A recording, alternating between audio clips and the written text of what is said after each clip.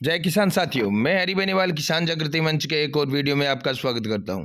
साथियों, ये जो दृश्य दिखाई दे रहा है ये आईजीएनपी इंदिरा गांधी नहर परियोजना, जिसे राजस्थान की जीवन दायिनी भी कहते हैं, उसका है।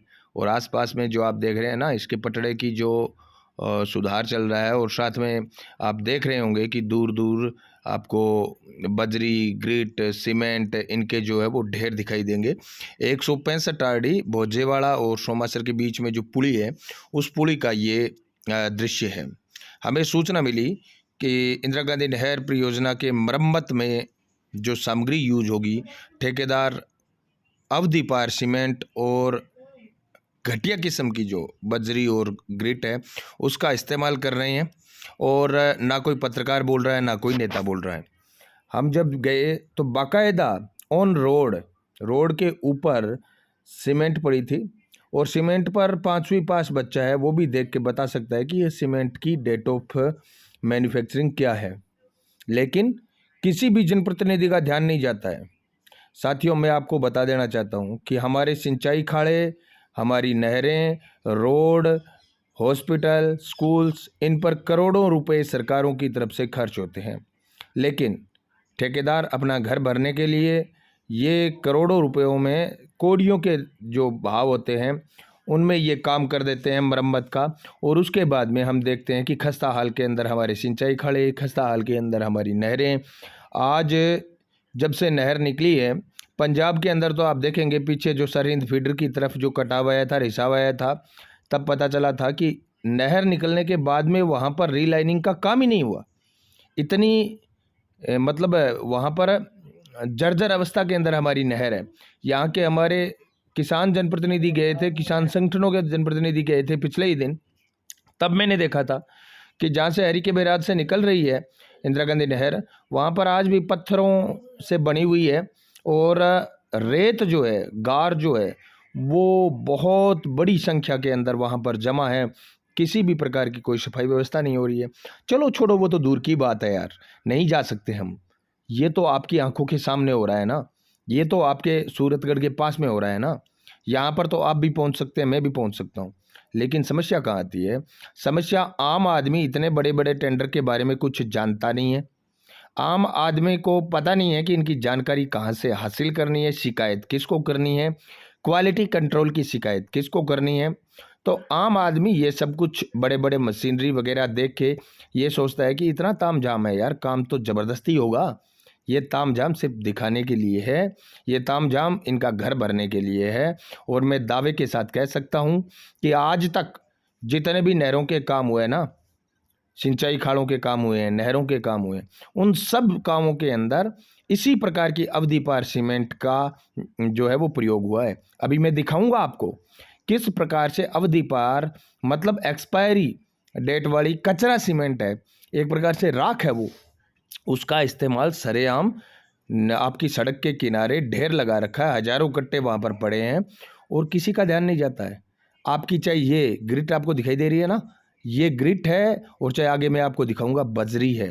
बजरी के अंदर तो मैं कहता हूँ लगभग 40% से ज़्यादा आपको सेंट दिखाई देगी। अब इस प्रकार के आपके सामग्री जो है वो लगेगी तो कितने दिन चलेगी नहर, बताओ। अब आसपास के जो लोगों की एक भावना है वो भी इन ठेकेदारों के बड़े मज़े की बात है। आसपास के लोग कहते हैं कि नहर का अगर वाटर प्रूफिंग हो गया तो अपना जल स्तर है वो नीचे चले जाएगा। ठेकेदार कहते हैं नहीं नहीं नहीं, इतना ज़बरदस्त नहीं करेंगे, पानी आता रहेगा, रिसाव होता रहेगा। इससे बड़ा दुर्भाग्य क्या हो सकता है साथियों? मैं आपको बता देना चाहता हूँ कि सही सलामत आपके खेत में पानी पहुँचना चाहिए। रिसाव की छोड़ो आप, नहर की मरम्मत होगी, सिंचाई खाड़ों की मरम्मत होगी तो ज़्यादा पानी आपके खेत में पहुंचेगा। ये रिसाव वाला तो पहुंचे ना पहुंचे, लेकिन अगर सिंचाई खाड़े और नहरें दुरुस्त होगी तो आपके खेत के अंदर पूरा पानी पहुंचेगा, ज़्यादा पानी पहुंचेगा, जिससे आपकी ज़्यादा ज़मीन है उसकी सिंचाई हो पाएगी। तो मेरे पढ़े लिखे जो किसान भाई हैं, मेरे पढ़े लिखे किसान के जो बेटे हैं, उन सब से मेरा कहने का अनुरोध रहेगा कि आप आसपास में जहाँ पर भी सिंचाई खाड़े और नहरों का काम होता है ना, वहाँ की गुणवत्ता जांचने का अधिकार आपको है। आप देश के मालिक हैं। आप ये मत सोचो मैं एसडीएम नहीं हूँ, मैं तहसीलदार नहीं हूँ, मैं कोई एससी नहीं हूँ, मैं कोई आपका इंजीनियर नहीं हूँ, मैं कैसे जान सकता हूँ? क्यों नहीं भाई, आप इस देश के मालिक हो। आप इस देश के सबसे बड़े मालिक हो, मतदाता होता है, वो लोकतंत्र के अंदर सबसे बड़ा मालिक होता है। आप नहीं चेक करोगे तो कौन चेक करेगा भाई? आपको चेक करनी है। जिस प्रकार से हमने चेक किया है ना, उसी प्रकार से आपको चेक करनी है। और ये जो प्रथा चली है, ठेकेदारों के हौसले इतने बुलंद है कि कैमरा और कलम लेके जो भी आएगा उसको हिस्सा देकर खामोश कर दिया जाएगा। और होता भी आज तक यही आया है। बहुत सारे लोग जो हैं मीडिया के, वो मुझसे जलन करते हैं। मैं यहाँ पर किसी भी मीडिया वाले का आज तक ना तो नाम लिया है और ना लूँगा, लेकिन अंधेरे में तीर, वो कहते हैं ना, चोर की दाढ़ी में तिनका, वैसा हो जाता है कभी कभी। मैं मार्केट में देखता हूँ कुछ लोग कहते फिरते हैं कि हरी को तो वो काम नहीं करना चाहिए जो हमारा है। मतलब इनका कहने का मतलब है कि जो भ्रष्टाचार है, जो गलत काम है, मीडिया ने उजागर कर दिया वो कर दिया, उसके अलावा कोई उजागर ना करे, पब्लिक में से कोई उजागर ना करे। ये कितनी, मतलब है, मैं कहता हूँ ओछी सोच है, वो दर्शाती है। मीडिया की बंधु सूरतगढ़ में यहाँ पर कई लोग कहते फिरते हैं कि हरी को वो काम नहीं करना चाहिए जो मीडिया का है। क्यों भाई? हरी वो हर काम करेगा जो एक नागरिक को करना चाहिए। मैं हर वो काम करूंगा जो एक नेता को करना चाहिए, जो एक पत्रकार को करना चाहिए, जो एक नागरिक को करना चाहिए। और वो काम हर नागरिक को करना चाहिए, आपको भी करना चाहिए। जहां पर भी कुछ गलत दिखाई देता है, कलम और कैमरा उठाओ और उस गलत काम का आप विरोध करो। उस गलत काम को ज़्यादा से ज़्यादा लोगों तक पहुंचाओ। जो काम मैं कर रहा हूं वो ज़्यादा से ज़्यादा लोग करेंगे, तभी जाकर हमारे इस व्यवस्था परिवर्तन की लड़ाई को मजबूती मिलेगी। आज तक होता क्या है? पत्रकार जो बन गया वो चाहता है कि कोई और पत्रकार ना बने, नेता जो बन गया वो चाहता है कि कोई और नेता ना बने, मुझसे बड़ा कोई चोर और पैदा ना हो। कितना बड़ा दुर्भाग्य है। मैं चाहता हूं ज़्यादा से ज़्यादा जागरूक लोगों की फौज तैयार हो। जो काम मैं कर रहा हूं वो बहुत सारे साथी करें, आप भी करें। अगर आपको कोई मुश्किल आती है, अगर आपको कोई दिक्कत आती है, तो आप आपके भाई हरी बेनीवाल को याद करें। 8058898058 मेरे व्हाट्सएप नंबर सदैव मैं सार्वजनिक रखता हूं, आप कभी भी याद कर सकते हैं।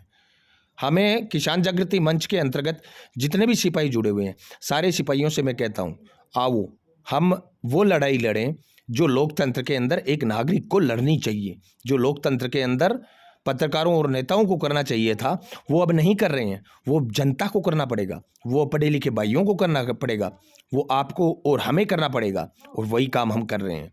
अब अगर मेरे पढ़े लिखे भाइयों का मुझे समर्थन मिलेगा, हालांकि मैं देखता हूं हर गांव के अंदर हमारे किसान जागृति मंच के सिपाही जो हैं वो तैनात हैं। अब हर गांव के अंदर 10-10, 12-12 लोग जो हैं, हमारे सूरतगढ़ कम से कम मैं बात करूं तो किसान जागृति मंच के सिपाही हैं, वो हर गांव में तैनात हैं। हमें हर जगह अब इस जो ये घटिया सामग्री यहाँ पर इकट्ठी हुई है और प्रोसेसिंग के लिए जो तैयार हो रही है, नहर के अंदर चिपकाने के लिए और बहाने के लिए जो तैयार हो रही है, सामने देख रहे हो ना सीमेंट का ढेर। ये सीमेंट के जितने भी गट्टे हैं सारे के सारे 2015 और 16 की सीमेंट है, एक प्रकार से राख है। अगर ये नहर में लगाएंगे तो लगाते ही मैं ये कहता हूँ पानी के साथ बह जाएगी, लेकिन जनता कहेगी अरे वाह क्या काम किया है। तो साथियों, मेरा कहने का मतलब है कि ज़्यादा से ज़्यादा गाँव के अंदर हम किसान जागृति मंच की फौज को तैयार करना चाहते हैं। अगर आप भी आपके गांव के अंदर किसान जागृति क्लब स्थापित करना चाहते हैं तो 8058898058 पर आप आपके 5-4 साथियों के नाम और मोबाइल नंबर भेजिए। अब ये देखिए सीमेंट के गट्टे, ये देखिए, ये जितने भी सीमेंट के गट्टे आपको दिखाई दे रहे हैं ना साथियों, सारे अवधि पार हैं।